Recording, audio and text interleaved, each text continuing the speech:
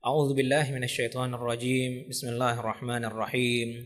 Ya ayyuhalladzina amanu dukhulu fis silmi kaffah wa la tattabi'u khutuwatis syaitan innahu lakum aduwwum mubin. Wahai orang yang sudah beriman, masuklah kamu ke dalam Islam secara menyeluruh, secara kafah, dan jangan kamu mengikuti langkah-langkah syaitan, karena syaitan bagimu adalah musuh yang nyata. Bapak Ibu yang muliakan, pertemuan ini dengan ayat yang sudah sama sering kita dengar dalam surah Al-Baqarah ini, kita jadikan sebagai penyambung pembahasan tentang ma'rifatu madakhilis syaitan, mengetahui pintu-pintu masuknya syaitan menguasai diri kita. Sebenarnya sudah kita sampaikan permisalan yang dibuat oleh Imam Ghazali, bahwasanya hati kita laksana sebuah benteng, maka pintu-pintunya wajib untuk kita jaga. Karena kalau ada pintu ini yang lengah, kemudian musuh masuk lewat sana dan menguasai benteng ini, maka kondisi terbalik sangat mengerikan. Benteng yang semestinya menjadi tempat aman bagi istana justru menjadi titik serangan dari musuh kepada istana yang mengatur seluruh kehidupan kita. Maka dengan ini kami juga melanjutkan sebuah permisalan dari Imam Ghazali rahimahullah. Karena bahasa tamsil, permisalan sesuatu yang mudah mendekatkan pemahaman kepada kita. Sifat-sifat buruk yang sebagiannya sudah kita bahas itu adalah pintu syaitan menguasai jantung hati kita sebagai benteng. Maka di sini ketika sifat-sifat ini tidak ada dalam diri kita, otomatis tidak ada ruang syaitan untuk menguasai kita. Disinilah beliau mengambil pemahaman tentang sabda Nabi SAW tentang sahabat beliau, mertua beliau Umar bin Khattab radhiyallahu anhu, bahwasanya Umar bila melewati sebuah jalan, maka syaitan akan beralih memilih jalan lain, tidak berani berjumpa dengan Umar.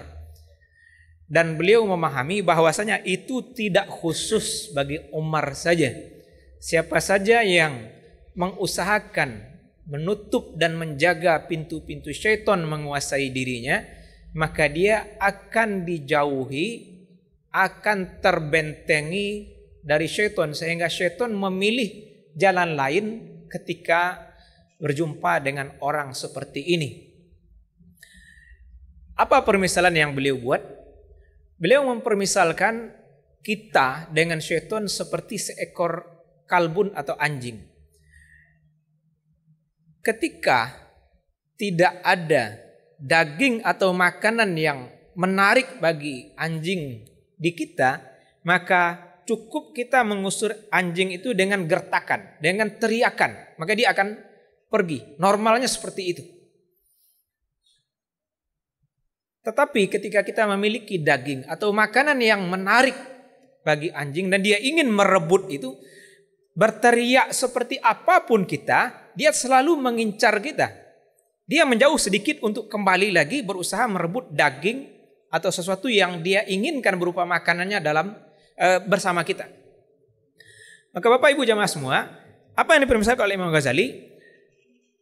Kemampuan kita berzikir, melafazkan kalimah-kalimah thayyibah, baik secara lisan saja atau bahkan lebih hebat lagi, hati saja, atau mensejajarkan hati dan lisan dalam zikir, itu laksana teriakan mengusir anjing. Maka orang berzikir, otomatis dia meneriaki syaitan untuk jauh dari dirinya. Maka syaitan dengan zikir akan menyingkir, akan menjauh. Maka dalam salah satu hadis Nabi SAW yang sahih, sebagaimana kita riwayatkan dari Imam Nawawi dalam kitab Al-Azkar beliau, orang yang melafazkan la ilaha illallah wahdahu la syarikalah lahul mulku wa lahul hamdu wa huwa ala kulli syai'in qadir 100 kali dari pagi akan menjadikan dia terjaga dari syaitan sampai sore. Nah, malam juga demikian.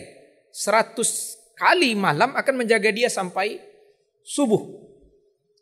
Berarti kita butuh meneriaki syaitan menjauhi kita sebanyak itu. Maka dia menjadi orang yang terbentengi dari syaitan. Ini hanya akan berfungsi ketika tidak ada makanan yang menarik bagi syaitan dalam diri kita. Kita tidak bawa daging, maka anjing akan mudah menjauhi kita. Tapi kalau kita punya daging, ada makanan, ada sesuatu yang disukai oleh syaitan dalam diri kita, seperti apapun kita berzikir meneriaki syaitan agar menjauh, dia tetap akan kembali datang. Kenapa? Karena ada yang dia sukai dari kita. Maka itulah dia secara umum yang sebagiannya sudah kita bahas di pertemuan lalu, ialah sifat-sifat tercela yang mungkin bisa mendominasi jantung hati anak cucu Adam. Maka orang kalau masih punya sifat iri dengki, orang masih punya sifat rakus dan tamak, seperti apapun dia berzikir, syaitan selalu akan datang kepadanya. Kenapa? Karena ada yang disukai oleh syaitan dalam diri orang ini. Maka berarti sifat-sifat ini memang harus kita takhalli. Kita harus membersihkan diri supaya tidak lagi ada ruang syaitan dalam diri kita. Nah, ini mungkin sebagai pengukuhan awal di pertemuan ini Bapak dan Ibu jamaah semua. Sebelum kita menyambung beberapa sifat tercela yang juga dirinci oleh Imam Ghazali sebagai pintu-pintu masuk syaitan menguasai kita. Pintu lain ialah, dan beliau menjelaskan pintu ini bahkan berbahaya bagi ahli ilmu, yaitu sifat ta'assub, sifat fanatisme terhadap kelompok. Ini mengakibatkan orang ketika ada yang berbeda dengan kelompoknya, dia akan serius membela kelompoknya dan mencari kesalahan, aib dari kelompok atau orang yang berbeda pendapat dengan dia dan mereka. Maka kalau sudah begini, orang sudah lupa untuk memperbaiki dirinya, karena dia hanya akan sibuk membela kelompok. Bagaimana kelompok ini dianggap benar dan menyalahkan yang berbeda dengan kelompoknya. Maka di sini memang salah satu yang cukup pahit kita sampaikan yang beredar di media sosial ialah mereka yang anti secara totalitas dengan pelajaran ilmu tasawuf. Sampai ada yang berani menghina Imam Ghazali rahimahullah.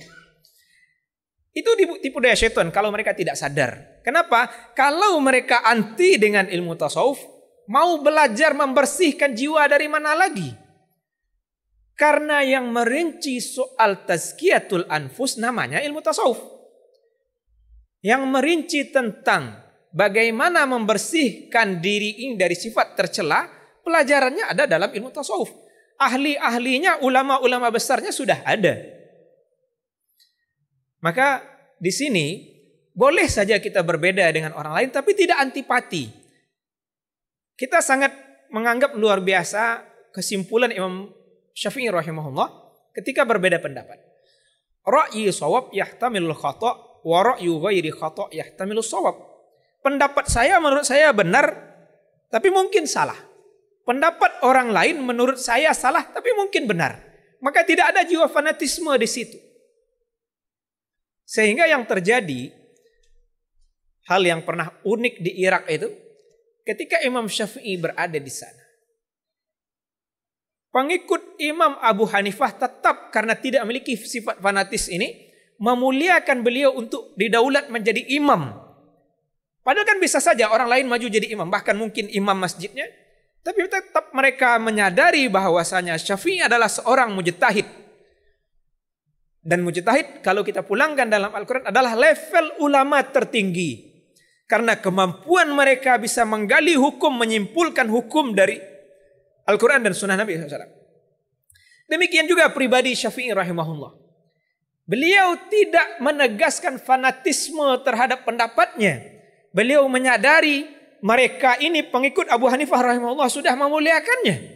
Maka beliau tidak salat dengan pola yang beliau yakini, tapi beliau solat dengan pola yang diyakini oleh jamaahnya, pengikut Imam Abu Hanifah rahimahullah.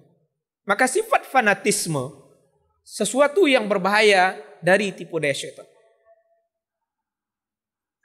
Secara mazhab, kita Indonesia memang bermazhab Imam Syafi'i rahimahullah. Karena guru-guru yang pertama mengajarkan Islam ke Indonesia ini adalah murid-murid beliau. Tapi jangan sampai sifat fanatisme mendominasi kita. Karena guru-guru di mazhab Syafi'i sendiri seperti Penghimpun Al-Fiqhul Manhaji alal Mazhabi Al-Imam Asy-Syafi'i, ini masuk kitab kontemporer yang baru ditulis mungkin kisaran 35 tahun yang lalu. Ketika membahas masalah zakat fitrah, Penghimpun kitab menuliskan secara amanah ilmiah bahwasanya menurut mazhab Syafi'i zakat fitrah dengan makanan pokok. Tapi di bawah ditulis, untuk zaman sekarang tidak ada, coba bayangkan, pendapat ini lebih kurang 35 tahun yang lalu. Untuk saat sekarang, tidak ada masalah kita mengikuti fatwa Imam Abu Hanifah, boleh menunaikan zakat fitrah dengan nilai atau harga atau uang. Maka sifat fanatisme menjadikan orang buta soal kebaikan, soal kebenaran. Dia akan menganggap yang baik yang dilakukan oleh orang lain adalah salah. Yang baik hanya ada pada dirinya. Ini hal yang sangat mengerikan sebagaimana yang dibahasakan oleh Imam Ghazali rahimahullah. Maka Bapak dan Ibu, kita sah saja meneruskan belajar kita, tapi jangan sampai masuk sifat fanatisme dalam diri kita. Salah satu yang memudahkan kita membuang sifat fanatisme adalah pelajaran tentang muqaranah, tentang perbandingan. Termasuk sampai dengan Syiah pun kita memiliki perbedaan-perbedaan yang tajam, tetapi kita tidak bisa memvonis seluruh orang karena kita tidak tahu apa yang diyakini oleh seseorang dalam dadanya. Maka di situ Syiah dirinci oleh ulama Ahlus Sunnah wal Jamaah, ada yang sampai kepada level kufur karena memang sudah melakukan hal-hal yang kufur, ada yang dipahami dekat dengan Ahlus Sunnah wal Jamaah. Itu kan kembali kepada apa yang mereka yakini dan apa yang mereka nyatakan. Maka Syiah ketika mengatakan agama mereka bukan Islam, agama mereka adalah Imamiyah, berarti mereka bukan lagi Muslim. Karena kita menegaskan yang Islam satu sebagai ketundukan kepada Yang Maha Mencipta, dan Islam itu tidak berbatas dari Muhammad SAW saja, tapi mulai dari para nabi-nabi sebelumnya, sehingga Allah sendiri tegaskan Nabi Ibrahim adalah seorang yang muslim, seorang yang hanif. Maka sekali lagi, mari hati-hati kita dari sifat fanatisme, taklid buta, sehingga tidak lagi bisa melihat kebenaran, yang menganggap kebenaran hanya ada dalam kelompoknya. Indah sekali kalau kita melihat ulama Syafi'iyah bisa menerima ulama Hanifiyah dan juga ulama-ulama yang lain. Semoga sifat ini menjadi milik bagi kita bersama sehingga kebenaran bisa masuk kepada kita dari manapun orang dan dari arah manapun, sampai kita bakalan mengambil kebaikan walaupun dari orang kafir sekalipun.